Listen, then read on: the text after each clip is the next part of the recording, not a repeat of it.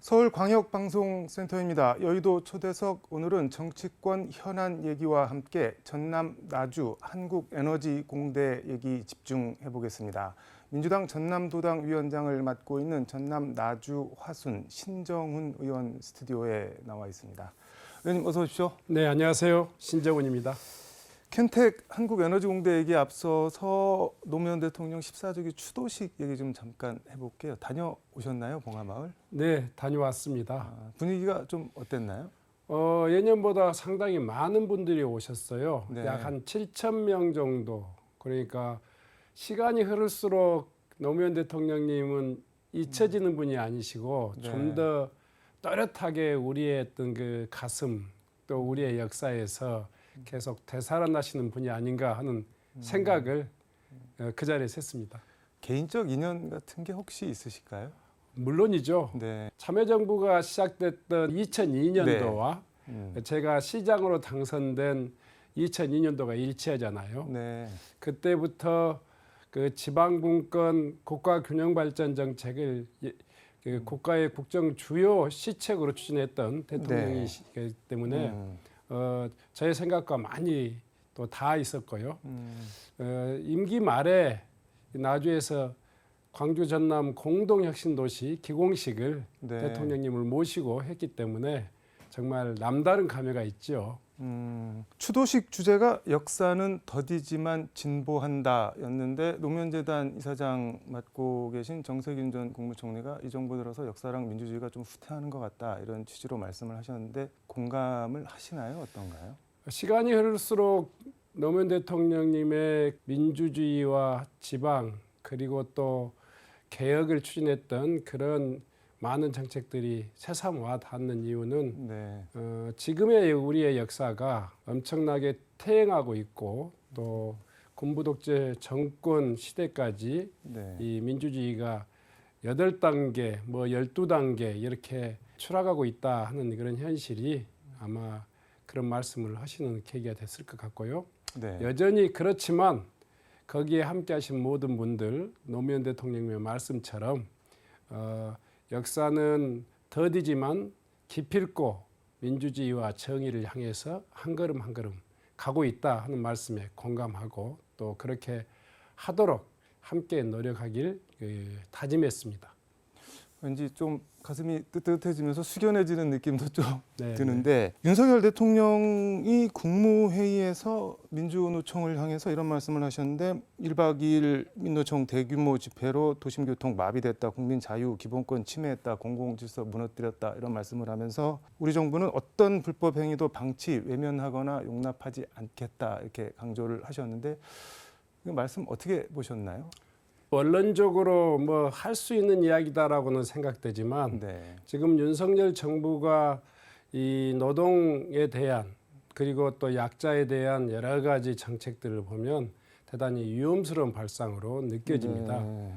마치 물대포가 정당했던 것처럼 그렇게 여권에서 발언을 함부로 하고 또 대통령까지 나서서 불법 시 엄중 단속하겠다 하는 것이 마치 유신 시대나 또 이 군부 시대의 그 대통령의 말씀처럼 와 닿아서 대단히 좀 안타까웠습니다. 최근에 네. 노동운동이라든가 노동계를 그 건폭 집단이라든가 여러 가지 그 좀 폭력 집단의 프레임을 씌워내면서 네. 심지어는 뭐 정말 어려운 체제에서 자기를 그 불살랐던 노동자의 그 이 죽음을 마치 그 분신을 다 방조하고 또 내버려 뒀다 이런 식으로 이게 노동 운동을 부도덕한 그런 네. 집단으로 매도하는 것은 합당한 그런 논리가 아니다 생각합니다.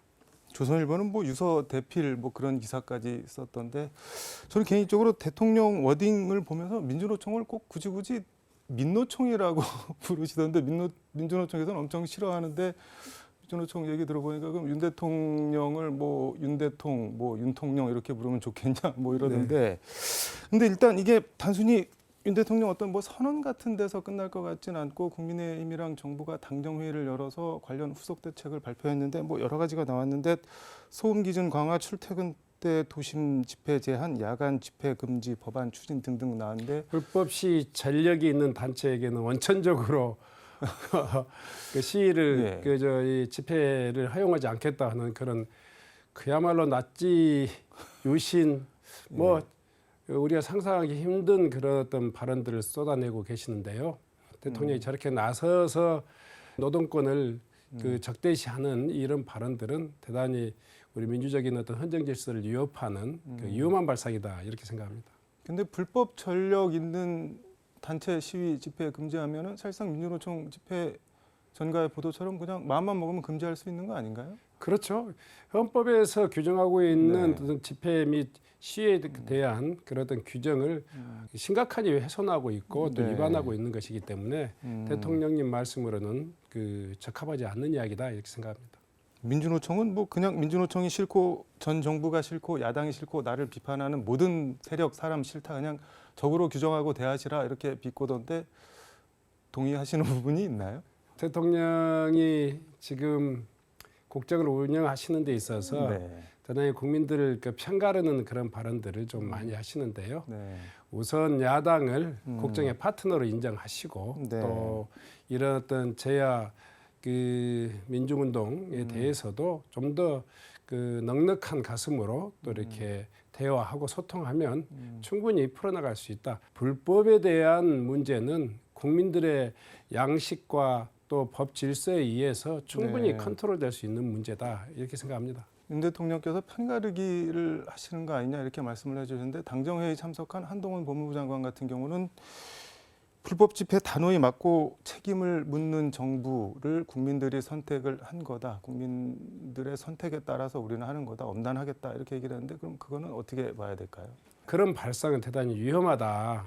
물대포에 의해서 희생된 이 백남기 농민 네. 회장님의 그 역사, 그 기억이 아직도 생생한데 물대포를 없앤 정부로 또 지난 정부를 이렇게 폄하하고 새롭게 어떤 그 이 공권력에 의해서 강제되는 그런 질서를 요구하는 그런 나라를 만들겠다 하는 것에 대해서는 대단히 그 위험스럽게 생각합니다.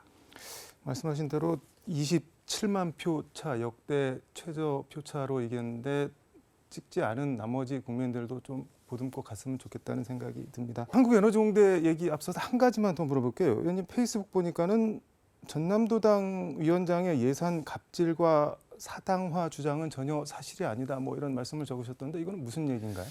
우리 당을 운영하면서 네. 그 전남도당의 그 소중한 당비 운영이 대단히 방만하고 또 제가 보기에는 그 혁신해야 되겠다 하는 그런 생각을 가지고 네. 운영해 왔는데 여기에 대해 반발하는 일부의 목소리가 지금 밖으로 나와서 대단히 그 민주당에 대한 공격 소재가 되고 있습니다. 네. 저에게도 대단히 부끄러운 일이고요. 다만 주장하는 바가 굉장히 애곡 또 편향되어 있는 주장이기 때문에 중앙당의 어떤 당무 감사를 통해서 네. 이 진실이 그 바로잡아질 수 있도록 네. 그렇게 노력하겠습니다. 알겠습니다. 뭐 깨끗하게 잘 정리하실 거라고 믿고 에너지공대 얘기해 보겠습니다. 지금 뭐 여러 소리가 들리는데 일단 뭐가 문제인지 간략하게 좀 현 상황을 좀 전해주시죠. 우선 에너지공대가 출범해서 이제 두 번째 신입생을 받았잖아요. 네. 그러니까 만으로 보면 1년밖에 되지 않았어요.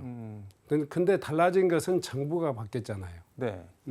지난 정부에서 주된 그 국정 과제로 추진됐고 그 작년 3월 2일 날 개교한 한국에너지공과대학을 네. 정부가 지난 정부의 주요 정책으로 지금 프레임을 씌워서 탄압하는 거다. 저는 이렇게 이야기하고 싶습니다. 탄압이라면 뭘 어떻게 하고 있다는 건가요? 우선 지금 1년 밖에 지나지 않는 네. 그런 공과대학에 감사원 감사가 왔잖아요. 그래서 대학을 예, 감사원이- 대학에서 그야말로 학생들을 네. 가리키고 연구 활동을 주로 하는 한국에너지공과대학 1년간의 실적을 벌써부터 감사해서 정치적으로 단죄하고 각종 허물을 확산시켜서 한국에너지공과대학을 탄압하겠다 이런 그 취지가 아니면 있을 수 없는 발상이죠. 두 번째로는 네. 지금 한전의 적자 30조 원에서 약 40조 원에 이르는 이 적자가 네. 마치 한국에너지공과대학과 같은 그런 대학의 그 출연금을 지원했기 때문에 발생한 것처럼 이렇게 호도하고 있습니다. 그래서 그 책임을 공부하는 학생들과 교수들께 뒤집어 씌워서 출연금을 줄이겠다 이렇게 이야기하고 있거든요. 잘 아시지만 네. 한전의 적자가 30조 원이라고 봤을 때 네.